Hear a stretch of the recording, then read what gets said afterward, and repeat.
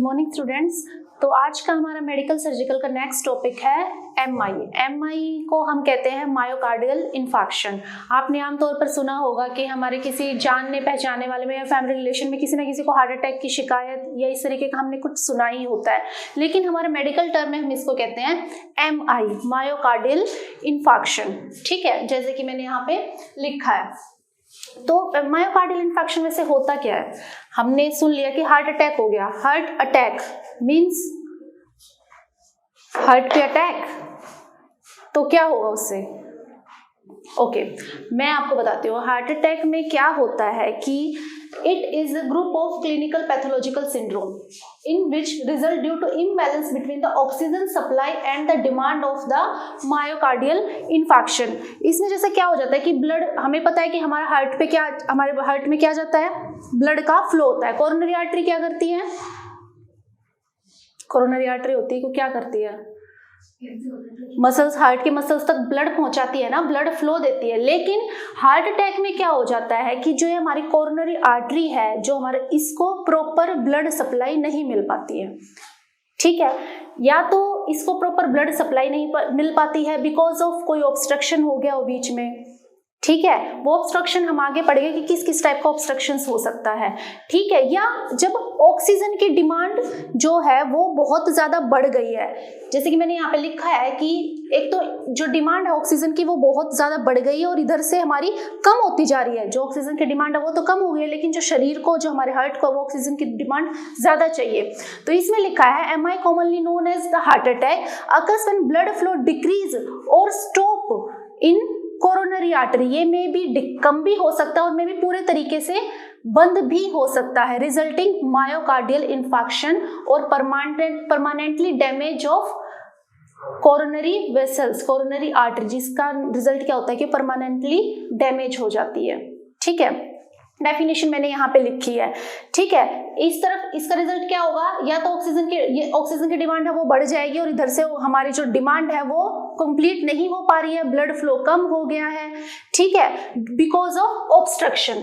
अब हम, ये हमारा था यहाँ पे डेफिनेशन। अब इसके बाद इटियोलॉजी पढ़ेंगे। इटियोलॉजी को मैंने पहले भी बताया, क्या कहते हैं?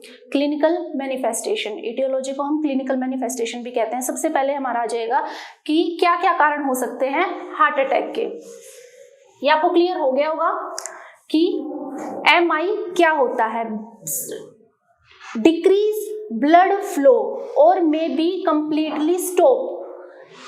ब्लड फ्लो का जो ब्लड फ्लो है उसका फ्लो डिक्रीज हो जाना या पूरे तरीके से स्टॉप हो जाना टू द कोरोनरी आर्टरी। ठीक है, जिसका रिजल्ट क्या आ जाएगा? Heart attack. ठीक है, अब आ जाएगा हमारा इटियोलॉजी। इटियोलॉजी को हम क्या कहते हैं? क्लिनिकल मैनिफेस्टेशन, या सॉरी, कॉजेज मतलब कारण। अब इसका सबसे पहले आ जाएगा coronary artery thrombosis. Coronary artery thrombosis. अब कोरोनरी आर्टरी थ्रोम्बोसिस क्या होता है? आपको मैंने 3 चीजें बता रही हूँ अभी। ठीक है, ये मैंने प्रीवियस क्लासेस में भी मैंने डिस्कस किया है, लेकिन मैं फिर से बता रही हूँ। एक तो हमारा होता है थ्रोम्बोसिस, ठीक है, एक होता है एम्बोलिज्म और एक होता है एरिथ्रोस्क्लेरोसिस। ये 3 वर्ड आपके मेडिकल सर्जिकल में बहुत बार रिपीट होते हैं। कुल मिला के तीनों का मतलब एक होता है, ठीक है, कि ये ब्लॉकेज करता है। ब्लॉकेज कैसे? जैसे कि हमारी कोई भी आर्टरी हो गई इस तरीके से, ठीक है, और यहाँ पे ये ब्लॉकेज या ये चीज जो है वो नैरो हो गई। जो ब्लड फ्लो है अब हमारा यहाँ का वो क्या होगा? ऑब्स्ट्रक्ट हो गया, या तो स्लो हो जाएगा। अगर कंप्लीटली ब्लॉकेज हो जाएगा तो मे भी प्रॉपर तरीके से ये स्टॉप भी हो जाएगी। हमारी आर्टरी थी, ये हमारा ब्लड फ्लो जा रहा था। अब ये तीनों यही काम करते हैं, सिर्फ इसको ऑब्स्ट्रक्शन का काम करते हैं। तीनों का मतलब यही है। लेकिन थ्रोम्बोसिस क्या होता है? ये बनता है हमारा ब्लड क्लॉट का, ब्लड क्लॉट का बनता है ये। ठीक है, जो हम, जैसे आपने सुना होगा किसी का खून गाढ़ा होता है, ठीक है, तो वो क्या होता है कि ब्लड क्लॉट यहाँ पे जा रहा है, पहले यहाँ पे एक जमा हुआ, फिर दूसरा जमा होते होते ये इस तरीके से बन गया। ठीक है, जिसकी वजह से रुकावट आ रही है आगे ब्लड फ्लो में। दूसरा हो गया हमारा एम्बोलिज्म। एम्बोलिज्म क्या होता है कि एम्बोलिज्म बनता है, इसमें ब्लड क्लोट भी होगा हमारा, ठीक है, इसमें कोई अनदर पार्टिकल्स भी हो सकते हैं ब्लड क्लोट के अलावा। जो एक तो ये तो सिर्फ बना था हमारा ब्लड क्लोट से कि इसमें खून था हमारा, लेकिन इसमें एम्बोलिज्म में क्या होता है, इसमें फॉरेन पार्टिकल्स भी हो सकते हैं another a part of blood के साथ साथ ये जो हमारा यहाँ पे ऑब्स्ट्रक्शन बना है ये मिक्सअप होगा, यहाँ पे ब्लड भी, ठीक है, हमारा फॉरेन पार्ट्स भी, फॉरेन बॉडी पार्ट्स भी, ठीक है। और फिर ये क्या करता है एम्बोलिज्म में, ये आगे टूट के जाने लगा। ये हमारी कोरोनरी आर्टरी थी, आगे वेसल्स बनी, यहाँ पे ये वेसल्स निकल गया अलग अलग। तो ये जब जा रही थी यहाँ से तो चलो इसका काम चल गया, लेकिन ये आगे जाके ये हमारे यहाँ पे ऑलरेडी जो हमारी वेसल्स थी वो ऑलरेडी पहले बहुत नैरो थी, तो ये जाके क्लोट हमारा यहाँ पे फंस गया। क्लियर हुई बात? अब जैसे हमारा कोई एक रास्ता है जाने का, ठीक है, लेकिन आगे वो गली क्या होगी, डिवाइड हो गई, ठीक है। पहले यहाँ पे 10 लोग एक साथ चल रहे थे, वो चलते चलते अगर 10 इसी गली में मुड़ जाएंगे तो क्या होगा, ऑब्स्ट्रक्शन आ जाएगा ना गली में, सीधी सी बात है, ठीक है। तो सेम चीज ये हमारे यहाँ पे इसमें यही हुई। तो वो ब्लड क्लोट क्या है, यहाँ पे फंस गया और उसने क्या किया, उसको यहाँ पे पूरी तरीके से ब्लॉकेज कर दिया, जिससे कि हमारा ब्लड फ्लो जो था वहीं पे स्टॉप हो गया। समझ में आ गई बात? तो ये और ये सेकंड है हमारा एरिथ्रोस्क्लेरोसिस। एरिथ्रोस्क्लेरोसिस सेम यही होता है, कोरोनरी हमारे किसी भी आर्टरी में ब्लॉकेज हो जाना, और ये हमारा बनता है कंप्लीटली फैट से। जो हमारा फैट होता है ना, जब कहते हैं हम हमेशा हार्ट के लिए, हार्ट डिजीज के लिए मेन रीजन क्या होता है, हमारा मोटे हो जाना, हमारा लाइफस्टाइल, ठीक है। तो ये हमारा किससे बनता है, फैट से, लिपिड से। ये भी सेम चीज होती है, यहाँ पे क्या कलेक्शन होगा हमारा, फैट, जिसकी वजह से हमारे ब्लड फ्लो में ऑब्स्ट्रक्शन आएगा। तो आपको समझ में आ गया कि क्यों मैं कह रही थी तीनों चीजों का मतलब यही है, बस ये made up is on different things. कोई ब्लड से बनता है, कोई फैट से बनता है, और कोई जो हमारा एम्बोलिज्म है वो सब चीजों से मिलके बनता है। इसमें थोड़ा ब्लड भी होगा, इसमें फॉरेन पार्टिकल्स भी होंगे, इसमें थोड़ा फैट भी होगा। क्लियर हो गई चीज? ओके, तो हम यहाँ पे पढ़ रहे थे इटियोलॉजी।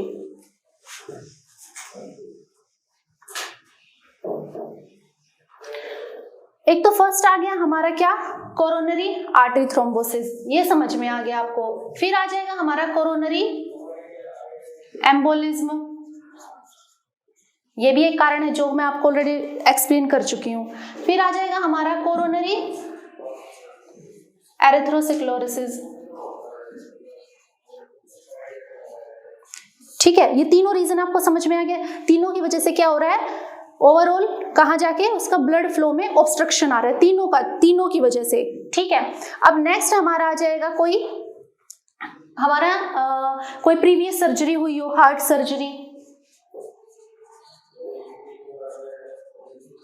सर्जरी कोई हुई है हमारी, तो उसकी वजह से क्या हो गया है, हमारा इन्फेक्शन हो गया। इन्फेक्शन क्या करता है, इन्फ्लामेशन कर देता है। इन्फ्लामेशन आ जाएगा तो क्या होगा, हमारी वेसल्स में अगर इन्फ्लामेशन आ जाएगा, ऑफ कोर्स उससे भी हमारा ब्लड फ्लो क्या होगा, वो कम हो जाएगा, प्रॉपर ब्लड सप्लाई हमारे हार्ट को नहीं मिल पाएगी। फिर इसके बाद है हमारा कोई कोरोनरी आर्टरी में इन्फेक्शन हो जाए, कोरोनरी आर्टरी जो है हमारी हार्ट की, उसमें इन्फेक्शन हो जाए। इन्फेक्शन ऑफ कोर्स फिर वही इन्फ्लामेशन क्या करता है, स्वेलिंग करेगा। स्वेलिंग क्या है, स्वेलिंग अगर किसी चीज में है फिर वो भी ब्लड सप्लाई को स्टॉप करती है।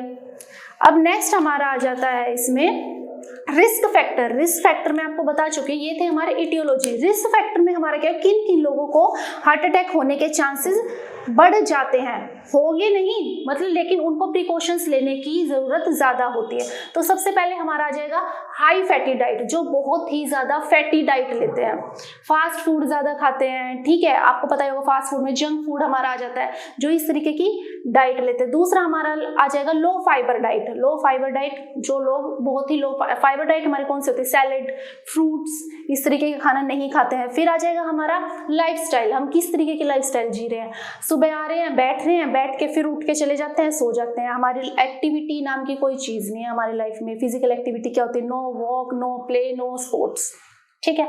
फिर नेक्स्ट हमारा आ जाएगा ओबेसिटी, मोटापा, ठीक है।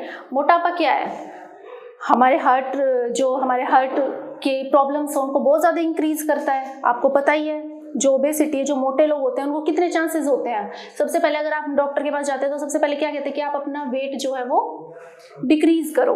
ओके, नेक्स्ट हमारा आ जाएगा स्मोकिंग। स्मोकिंग ये भी एक मेजर हाई रिस्क फैक्टर है हार्ट अटैक के लिए। फिर आ जाएगा हमारा high sodium diet. High sodium diet क्या होता है?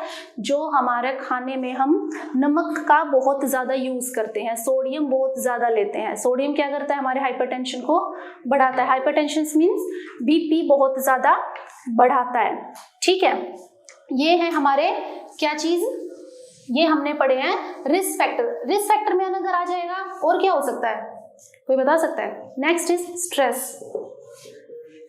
स्ट्रेस से भी क्या होता है? स्ट्रेस जब होता है, फ्लाइट आइडिया और फाइट आइडिया। स्ट्रेस क्या करता है? फ्लाइट आइडिया और फाइट आइडिया दो हाँ आप जानते ही हैं। ठीक है, इसमें क्या होता है? एक एपिनेफ्रिन नाम का हार्मोन रिलीज होता है। जब हमें स्ट्रेस होता है ना तो एपिनेफ्रिन नाम का एक हार्मोन रिलीज होता है। ठीक है, जो ये हार्मोन क्या करता है? ये करता है हाइपरटेंशन, मतलब कि बीपी को बढ़ाता है ये वाला हार्मोन। अगर आपको पता ही है बीपी अगर बढ़ेगा तो हार्ट पे जो वर्कलोड है वो ज़्यादा बढ़ेगा और हमें हार्ट अटैक होने के चांसेस ज़्यादा होते। तो ये स्ट्रेस भी एक हमारा मेन रिस्क फैक्टर है हार्ट अटैक होने का। फिर आ जाएगा हमारा अल्कोहल, शराब ज़्यादा पीना। तो ये है हमारे main risk factor of MI या हार्ट अटैक। फिर हमारे आ जाएगी नेक्स्ट हम पढ़ेंगे पैथोफिजियोलॉजी। पैथोफिजियोलॉजी क्या होती है? कौन कौन से प्रोसीजर से, क्या क्या कारण से हमारा इसका असर हमारे हार्ट पे कैसे जाता है, पैथोफिजियोलॉजी। ठीक है, सबसे पहले जो जितने भी मैंने आपको बताए हैं इटियोलॉजी, ऑल ओवर इटियोलॉजी, जितने भी मैंने आपको कारण बताए, इटियोलॉजी में मैंने आपको क्या क्या कारण बताए हैं कि एर्थ्रोस्क्लेरोसिस हो जाता है, एम्बोलिज्म हो जाता है और हमारा इन्फेक्शन हो जाता है, कोई हार्ट सर्जरी हुई होती है। इन सब के कारण क्या होता है? हार्ट अटैक होने के चांसेस बढ़ जाते हैं। ये कारण में भी हो सकते हैं। तो इसमें क्या होगा कि ड्यू टू इटियोलॉजिकल फैक्टर, जितने भी हमारे सारे इटियोलॉजिकल फैक्टर थे, हम पढ़ रहे pathophysiology, due to etiological factor, ये क्या करेगा? हमारा जितने सारे हमारे इटियोलॉजिकल फैक्टर है ये क्या करेंगे? कहीं ना कहीं ऑब्स्ट्रक्ट करेंगे कोरोनरी आर्टरी को। मे बी वो एम्बोलिज्म हो सकता है, मे बी वो इन्फेक्शन हो सकता है, इन्फ्लामेशन भी हो सकती है। तो पर करेंगे क्या? लास्ट में आके ब्लड फ्लो को स्टॉप करेंगे और मे बी ऑब्स्ट्रक्ट करेंगे। तो ये क्या है? ऑब्स्ट्रक्शन इन कोरोनरी आर्टरी, कोरोनरी आर्टरी। फिर अगर हमारी कोरोनरी आर्टरी ऑब्स्ट्रक्ट हो जाएगी तो क्या होगा? कोरोनरी आर्टरी ऑब्स्ट्रक्ट हो जाएगी तो ये क्या कर रहा है? हमारे ब्लड से ही तो हमारा जो है ऑक्सीजन सप्लाई हो रही है ऑल ओवर बॉडी में। जो अगर हमारा ब्लड फ्लो ही कम हो जाएगा तो ऑटोमेटिकली हमारी ऑक्सीजन की सप्लाई भी डिक्रीज हो जाएगी, डिक्रीज ऑक्सीजन सप्लाई। ठीक है, इसके बाद क्या है हमारा? हाइपोक्सिक। हमारी बॉडी क्या हो जाएगी? हाइपोक्सिया हो जाएगा। हाइपोक्सिया का मतलब होता है, हाइपोक्सिया का मतलब डेफिशिएंसी ऑफ ऑक्सीजन। ठीक है, हाइपोक्सिया हो जाएगा जिससे कि टिश्यू की डेथ, जो मायोकार्डियल टिश्यू है, हमारे हार्ट के टिश्यू, उनकी डेथ होनी शुरू हो जाएगी, डेथ ऑफ टिश्यू। आपको पता ही होगा कि टिश्यू को सर्वाइव करने के लिए क्या चाहिए? न्यूट्रिएंट्स चाहिए, ऑक्सीजन चाहिए। जब तक अगर हमारा ऑक्सीजन हमें मिल नहीं पा रहा है because of blood supply proper नहीं है, ठीक है, तो जिससे क्या हो जाएगा? जो मायोकार्डियल मसल्स हैं, उनके टिश्यू की डेथ हो जाएगी और क्या आ जाएगा? एमआई, मायोकार्डियल इन्फार्क्शन, जिसको हम क्या कहते हैं? Heart attack. ये थी हमारी पैथोफिजियोलॉजी। अब मैं एक बार फिर से रिपीट कर देती हूँ। इसमें क्या होता है कि हमारे जितने भी मैंने इटियोलॉजिकल फैक्टर बताए हैं उनका कोई भी एक कारण लेके उससे क्या होगा? ऑब्स्ट्रक्शन इन कोरोनरी आर्टरी, हमारी कोरोनरी आर्टरी में ऑब्स्ट्रक्शन आएगा जिससे कि डिक्रीज ब्लड सप्लाई। क्यों? क्योंकि हमारा क्या कर रही है? ऑक्सीजन को सप्लाई यही कर रही है, किसके थ्रू? ब्लड के थ्रू। ऑटोमेटिकली हमारा ऑक्सीजन की सप्लाई में डेफिशिएंसी आ जाएगी, ऑक्सीजन की सप्लाई में डेफिशिएंसी आ जाएगी तो ऑक्सीजन मिल नहीं पाएगी, जिससे कि क्या होगा? टिश्यू की डेथ होनी शुरू हो जाएगी और रिजल्टिंग मायोकार्डियल इन्फार्क्शन। ये है हमारा पैथोफिजियोलॉजी। अब आ जाएंगे हमारे clinical manifestation. Clinical manifestation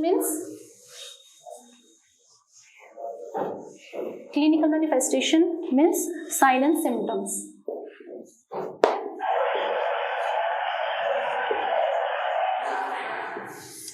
sign and symptom.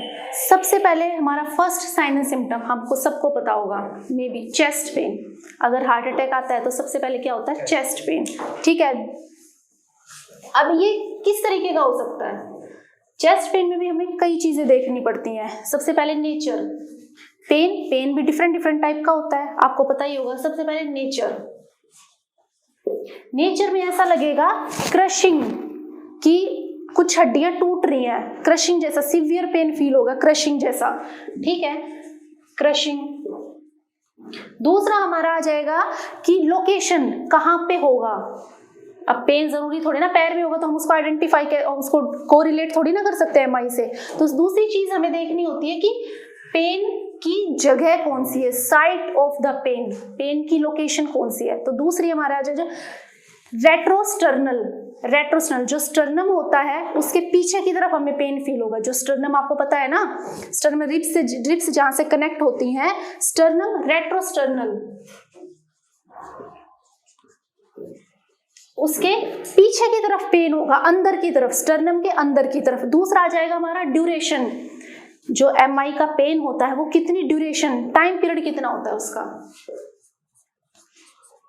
ये हो जाएगा हमारा 30 मिनट्स, 30 मिनट, और मे बी ज्यादा भी हो सकता है, मे बी और मोर, मिनिमम पर 30 मिनट्स। फिर दूसरा आ जाएगा हमारा पेन रेडिएट कहाँ से होता है।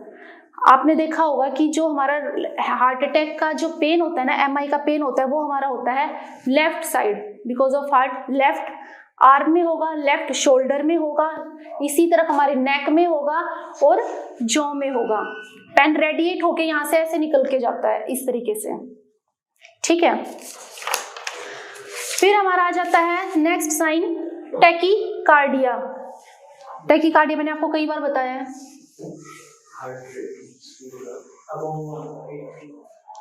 टैकीकार्डिया,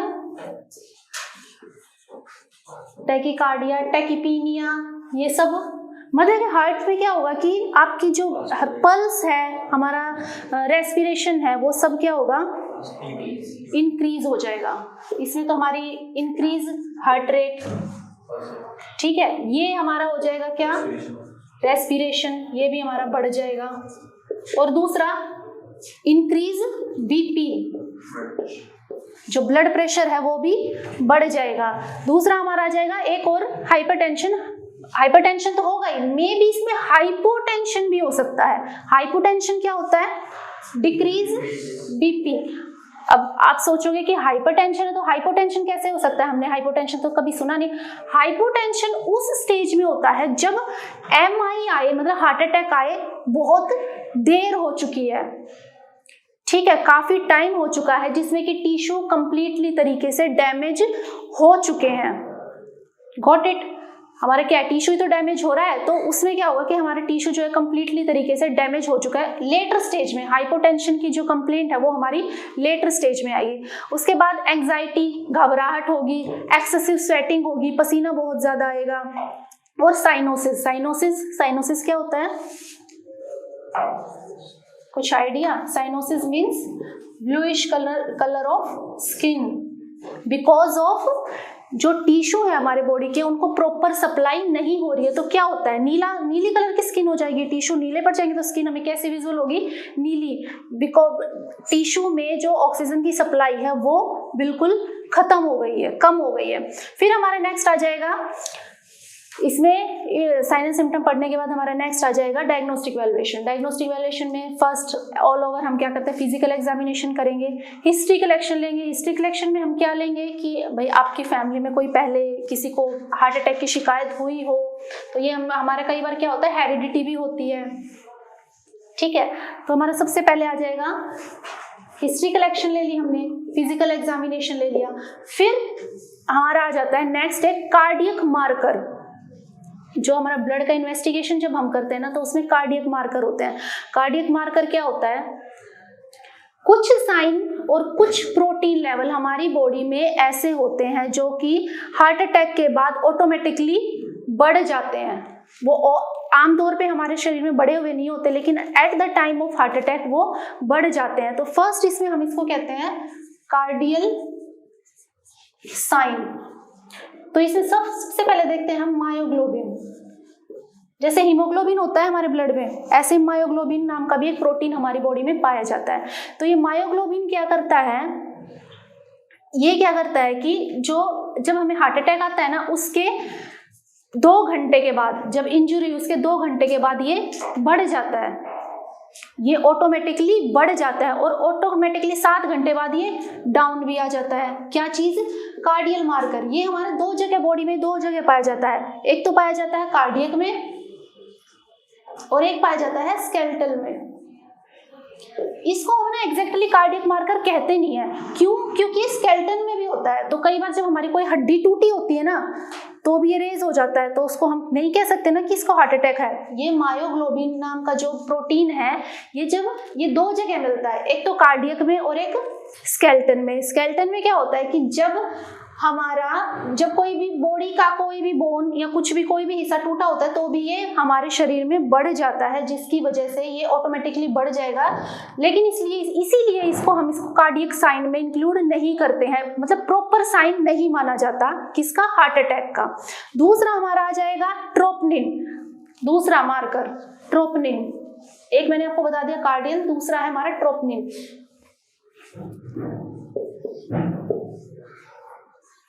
ट्रोपोनिन एग्जैक्टली मानते हैं हम इसको, जब इसका इन्वेस्टिगेशन करते हैं तो हम इसको एग्जैक्टली मानते हैं कि ये अगर बढ़ा हुआ है तो मीन्स पेशेंट को रिसेंटली कोई हार्ट अटैक आया है। कई बार क्या होता है कि हार्ट अटैक का पता नहीं चलता, बहुत लोग आके जा चुका होता है हार्ट अटैक और उनको पता ही नहीं चलता कि हमें हार्ट अटैक आया था, क्योंकि उसको वो होता है, ठीक हो जाता है, लेकिन उसके काफी टाइम बाद जब हम कुछ इन्वेस्टिगेशंस हम करते हैं ना, तो पता चलता है कि इनको पहले प्रीवियस कोई हार्ट अटैक की हिस्ट्री रह चुकी है। ठीक है, तो हम किससे पता चलेगा? इन्हीं से हमें पता चलता है, कोई और जरिया नहीं है पता करने का। तो ट्रोपोनिन भी हमारा 3 टाइप का होता है, C, I और T। ये सिर्फ एक ही कंडीशन में बढ़ता है, जब अगर आपको MI आया हुआ हो तो 3 घंटे से लेके ये कम से कम 1 हफ्ते तक आपकी बॉडी में बढ़ा रहेगा। वो तो 7 घंटे बाद जो कार्डिनल था वो क्या है, 7 घंटे बाद डाउन चला जाएगा, लेकिन ये 3 आवर से लेके 1 वीक तक कंटिन्यू बढ़ा रहेगा। ठीक है, इससे ये एग्जैक्टली साइन माना जाता है मायोकार्डियल इन्फार्क्शन का, इससे हम पता कर सकते हैं। फिर एक नेक्स्ट आ जाएगा हमारा सीरम क्रेटिनिन। सीरम क्रेटिनिन को हम CPK कहते हैं। कभी इन्वेस्टिगेशन कोई हार्ट अटैक का आप जब कभी कैथ लैब में जाओगे, पता चलेगा, किसी के हार्ट की रिपोर्ट देखोगे तो उसमें एक होता है CPK, सीरम क्रेटिनिन फोस्फोकाइनेज। ये क्या होता है? ये सबसे पहले बढ़ता है विदिन 1 आवर। जैसे ही टिश्यू में इंजरी हुई, ये उसके तुरंत 1 घंटे बाद बॉडी में राइज हो जाता है। ठीक है, ये भी एग्जैक्टली नहीं मानते हम किसको, CPK को भी हम ज्यादा नहीं मानते कार्डिनल साइन। क्यों? क्योंकि ये भी हमारा स्केलेटन में प्रेजेंट रहता है, इसलिए हम इसको भी मायोकार्डियल का एग्जैक्ट एग्जामिनेशन नहीं मानते, लेकिन इसका भी हम एग्जामिन करते हैं। फिर आ जाएगा हमारा WBC, वाइट ब्लड सेल्स, वो भी हमारी बॉडी में इंक्रीज हो जाएगी। RBC इंक्रीज हो जाएगी, जो हमारा ब्लड इन्वेस्टिगेशन है। क्या क्या? एक तो WBC, RBC कैसे इंक्रीज हो जाएगी? क्यों? क्योंकि ऑक्सीजन की डिमांड बढ़ रही है, ब्लड फ्लो कम हो रहा है और ऑक्सीजन की डिमांड बढ़ रही है, तो क्या होगा? स्टिमुलेट होगा, हमारे RBC जल्दी जल्दी बनेंगे। ठीक है, इस तरीके से फिर जिसकी वजह से इंक्रीज बढ़ जाएगा, RBC का प्रोडक्शन बहुत ज्यादा होगा। क्यों? क्योंकि ब्लड फ्लो कम हो रहा है ना। फिर हमारा नेक्स्ट आ जाएगा चेस्ट एक्सरे भी हम करा सकते हैं, MRI भी करा सकते हैं, TMT सुना है कभी? TMT कराते हैं, ट्रेडमिल टेस्ट। इसमें क्या करते हैं, एक मशीन होती है, उसमें एक पेशेंट को ना चलाते हैं कि वर्कलोड लेने के टाइम उसका हार्ट कैसे काम कर रहा है, उसमें उसके कंप्लीटली हार्ट की फंक्शनिंग देखते हैं, क्या कहाँ कैसे काम कर रहा है, उसको हम क्या कहते हैं, ट्रेडमिल टेस्ट। नेक्स्ट हमारा आ जाएगा इको तो आप सबने सुनी ही होगी। नेक्स्ट हमारा एंजियोग्राफी कहते हैं, जब किसी को भी हार्ट के पेशेंट को आपने देखा हो, उससे सबसे पहले इन्वेस्टिगेशन क्या करते हैं, एंजियोग्राफी।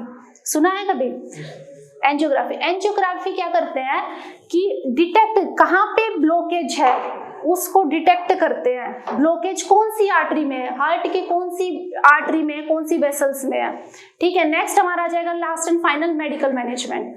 मेडिकल मैनेजमेंट में सबसे पहले हम जाएंगे फार्माकोलॉजिकल मींस ड्रग्स में। फार्माकोलॉजिकल में सबसे पहले हम जाएंगे थ्रोम्बोलाइटिक ड्रग, जो क्या करती है, जो जिसकी वजह से हमारी टियोलॉजी में हमने पढ़ा था, जो क्लोट बन रहा है उसको तोड़ने का काम करती है। जो हमारे वेसल्स में, आर्टरी में यहाँ पे जो ब्लॉकेज के कारण है, जिसकी वजह से हमारा ब्लड फ्लो जो स्टॉप हो रहा है, इसको क्या करते हैं, तोड़ने का काम करते हैं ये वाले ड्रग। ये भी दो तरीके के होते हैं, यूरोकाइनेज और स्ट्रेप्टोकाइनेज। फिर आ जाएगी हमारी एंटीकोएगुलेंट ड्रग। एंटीकोएगुलेंट ड्रग वो होती है, ये तो ऑलरेडी जो क्लॉट बन चुके हैं उनको तोड़ने का काम करते हैं। जो इस वीडियो को लाइक करें, हमारे चैनल को सब्सक्राइब कर बेल आइकन जरूर प्रेस करें।